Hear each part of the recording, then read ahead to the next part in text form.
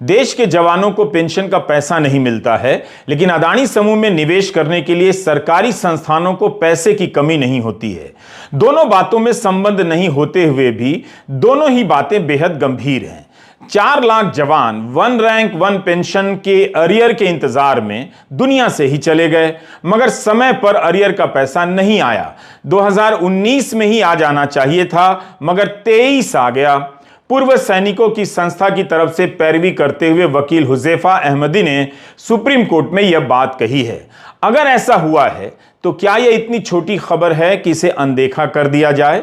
देश के लिए जान देने वाले जवानों को वन रैंक वन पेंशन का पैसा समय पर क्यों नहीं दिया गया? इसकी गिनती समय से पहले या समय पर क्यों नहीं की गई? अदानी और भारतीय जीवन बीमा निगम की खबरों पर आने से पहले इस पर नजर डाल लेते हैं। जब जवानों के साथ ऐसा हो सकता है तो बाकी देश की जवानी का क्या हाल होगा, आप समझ सकते हैं। उत्कर्ष आनंद की यह रिपोर्ट हिंदुस्तान टाइम्स में छपी है। सोमवार को सुप्रीम कोर्ट ने सरकार से कहा कि 15 मार्च तक सभी रिटायर्ड जवानों और अफसरों को वन रैंक वन पेंशन के अरियर का भुगतान कर दिया जाना चाहिए। हर 5 साल पर वन रैंक वन पेंशन की समीक्षा होती है। जनवरी 2019 से लेकर अब तक का पैसा सैनिकों को नहीं मिला है।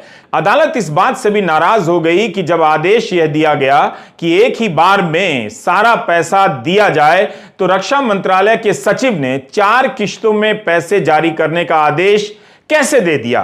कोर्ट ने सचिव से अब जवाब मांगा है।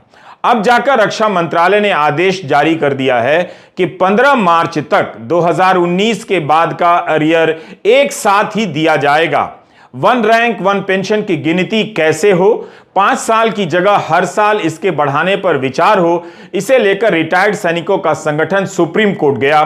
वादा तो प्रधानमंत्री नरेंद्र मोदी का था, मगर इसे हासिल करने के लिए सैनिकों को 2015 के साल में जंतर मंतर पर आमरण अनशन भी करना पड़ा। लेकिन रिवाइज पेंशन देने के नाम पर सरकार कोर्ट से ही समय मांगती रही कि गिनती के लिए टेबल बनाने समय लगेगा।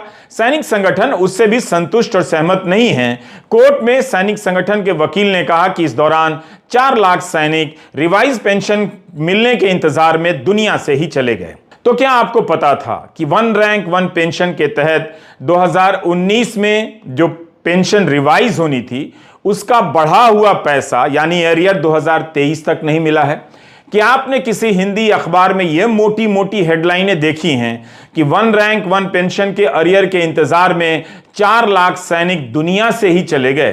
क्या सरकार को प्रेस कॉन्फ्रेंस कर इस मामले में और सफाई नहीं देनी चाहिए?